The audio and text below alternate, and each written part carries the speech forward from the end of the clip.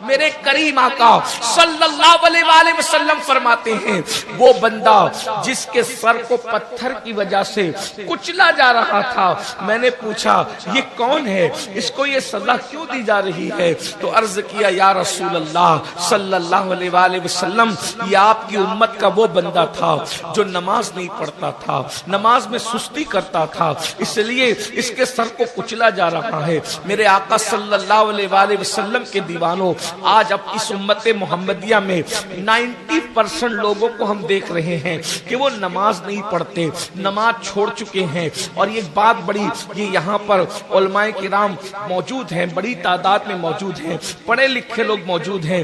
ہماری قوم کا یہ ذہن بنا ہوا ہے کہ ہم نماز نہیں بھی پڑھیں گے تو ہم سچے مسلمان رہیں گے اور ہم جنت میں جائیں گے۔ ایک بات میں آپ سے عرض کروں، جو بھی آپ کو یہ سبق پڑھاتا ہے کہ نماز چھوڑ کر آپ سچے پکے مسلمان رہ سکتے ہیں اور جنت میں جا سکتے ہیں، میں سمجھتا ہوں وہ آپ کے ساتھ فراڈ کر رہا ہے، وہ آپ کے ساتھ دھوکہ کر رہا ہے۔ آپ سے پوچھنا چاہتا ہوں، جب ہر ملک کا کوئی قانون ہوتا ہے تو کیا اسلام کا قانون نہیں ہے؟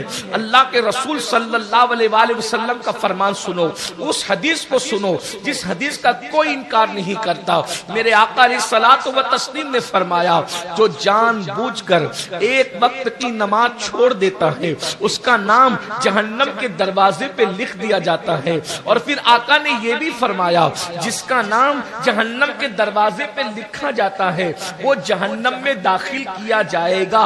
اب آپ سے پوچھنا چاہتا ہوں، رسول اللہ جس کو جہنمی کہہ دے اور اسٹیج کا ناظم اس کو جنتی کہے، تو اب آپ مجھے بتائیں اسٹیج کے ناظم کی زیادہ اہمیت ہے یا آمینہ کے لال کی زبان کی زیادہ اہمیت ہے؟ حضور فرما رہے ہیں جس نے جان بوجھ کر ایک وقت کی نماز چھوڑ دی اس کا نام جہنم کے دروازے پہ لکھ دیا گیا، جس کا نام جہنم کے دروازے پہ لکھ دیا گیا وہ جہنم میں داخل ہوگا۔ 5 وقت کی نماز چھوڑی، ایک دن میں 5 مرتبہ جہنم کے دروازے پہ نام لکھ دیا گیا۔ 1 ہفتے کی نماز چھوڑی، 35 مرتبہ جہنم کے دروازے پر تمہارا بھی نام، تمہاری بیوی کا نام، تمہارے ماں باپ کا نام، تمہارے بچوں کا نام نماز چھوڑنے کی وجہ سے جہنم کے دروازے پہ لکھا جا رہا ہے۔ کیا رسول اللہ کی بات پہ یقین نہیں ہے تمہیں؟ اور اگر یقین ہے تو پولیس کے رجسٹر میں نام لکھا جاتا ہے تو تمہاری نیندیں اڑ جاتی ہے۔ جہنم کے دروازے پہ ایک دن میں 5 مرتبہ نام لکھا جا رہا ہے، پھر تم سکون سے سوتے کیسے؟ یا تو حضور کی بات پہ یقین نہیں ہے، اور اگر حضور کی بات پہ یقین ہے تو اس کا یہ مطلب ہے کہ معاذ اللہ آپ اللہ کے عذاب کو برداشت کرنے کی طاقت رکھتے ہو۔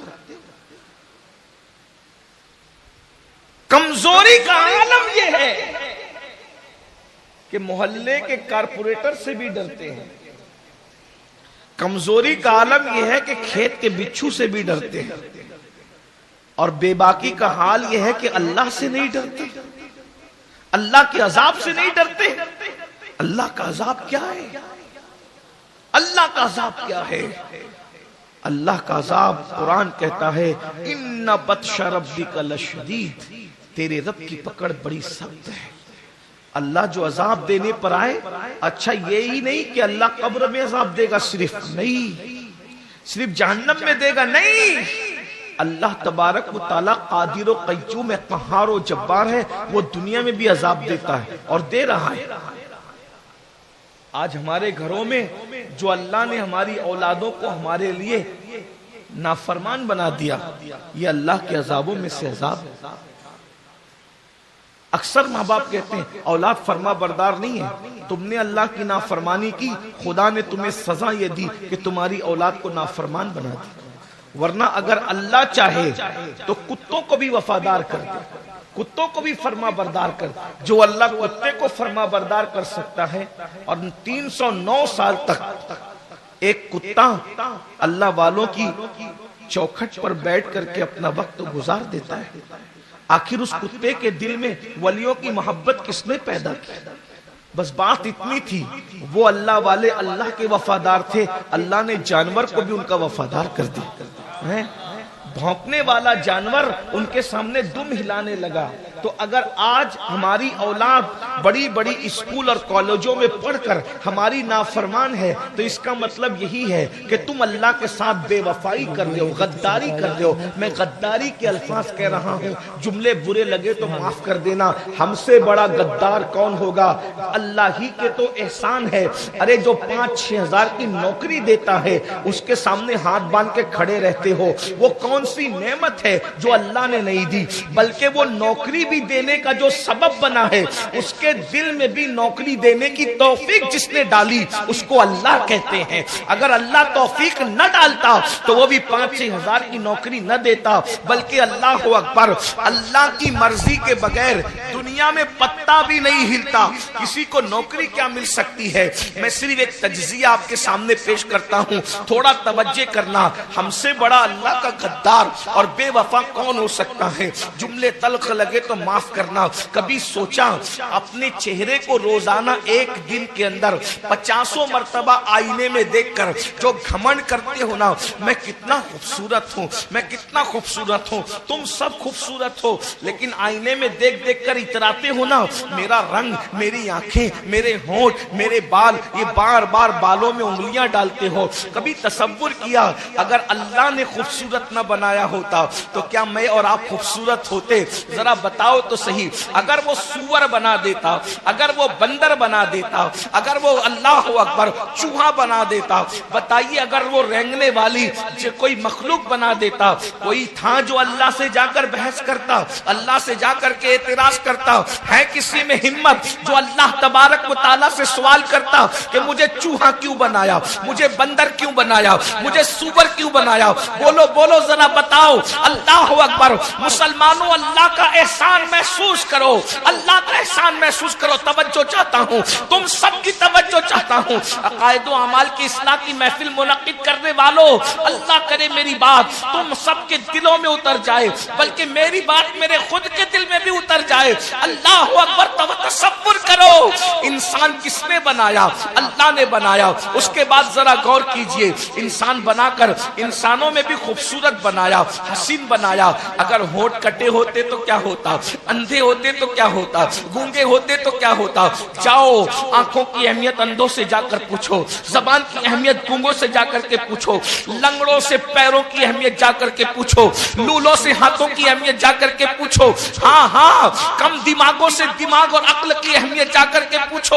ان پاگلوں کا جو لوگ مذاق اڑا رہے ہیں، آخر کیا ہمارے اندر سرخاب کے پر لگے تھے جو اللہ رب العزت نے ہمیں پاگل نہیں بنایا؟ ارے عقل دی، پاگل نہیں بنایا، صرف اس کا کرم ہے، احسان ہے۔ اگر عقل نہ دیتا پاگل بنا دیتا تو مٹی کھاتے نظر آتے، پاخانہ کھاتے نظر آتے، ننگے پھرتے نظر آتے۔ یہ کس کا احسان ہے؟ اللہ کا احسان محسوس کرو۔ انسان بنایا، اور انسان بنا کر اگر مشرک بنا دیتا، کافر بنا دیتا تو کیا کر لیتے؟ ہمیشہ جہنم میں پڑے رہنا پڑتا۔ مگر سبحان اللہ، اس انسان بنا کر مسلمان بنایا، اور مسلمان بنا کر اگر یوسف کا امتی بناتا، موسیٰ کا امتی بناتا، عیسیٰ کا امتی بناتا تو بھی کرم تھا، مگر وہ بھی نہیں، کرم بالائے کرم یہ کیا کہ آخری نبی کا امتی بنا دیا۔